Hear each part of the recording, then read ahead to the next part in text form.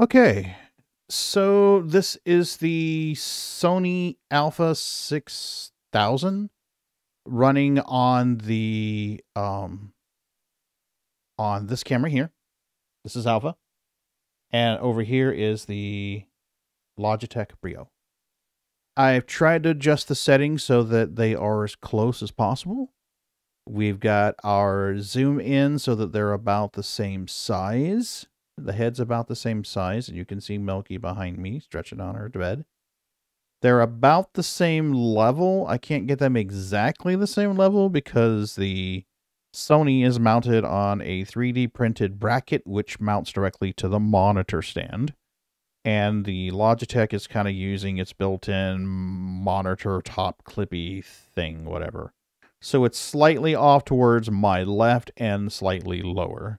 This is the same lighting in the room, and you can see we've balanced the contrast and the softness because typically I run the Sony with -2 for contrast, -2 for saturation, to try to smooth it out a little bit. You can always add that back later in post. I find it looks more natural. The Sony, I have tried to match those settings. I've taken the contrast to 40 instead of the default 50. I've taken the saturation down, believe it or not, the same ratio, a 20% reduction, and it's still making the red shirt look bright red.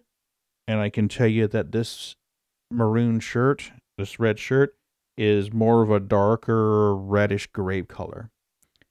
The blacks look pretty good. There's some nice detail in the blacks. The zoom, I've tried to, like I said, I tried to make the zoom about match.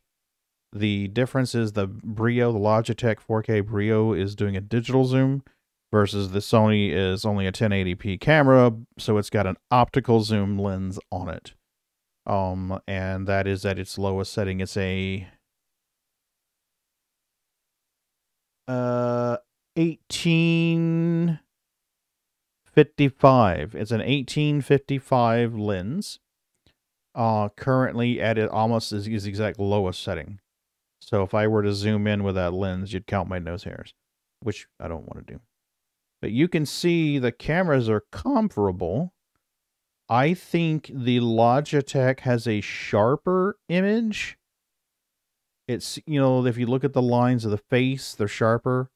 If you look at the lines around the microphone on the Logitech, they seem sharper, more crisp.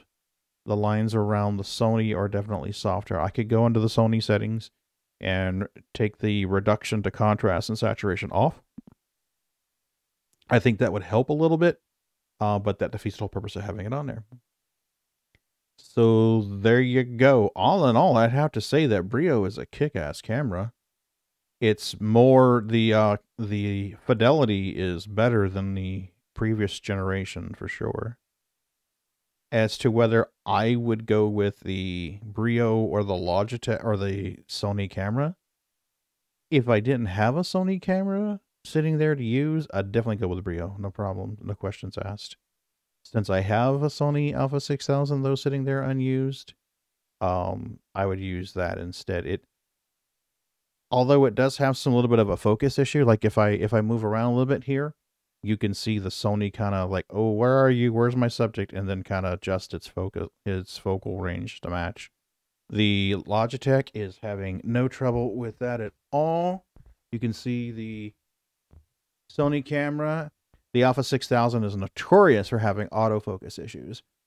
But you'll notice that I get the bokeh in the bokeh in the Sony because of the optical zoom, and the aperture is open as wide as I can get it. Whereas on the Logitech, it's more like a flat.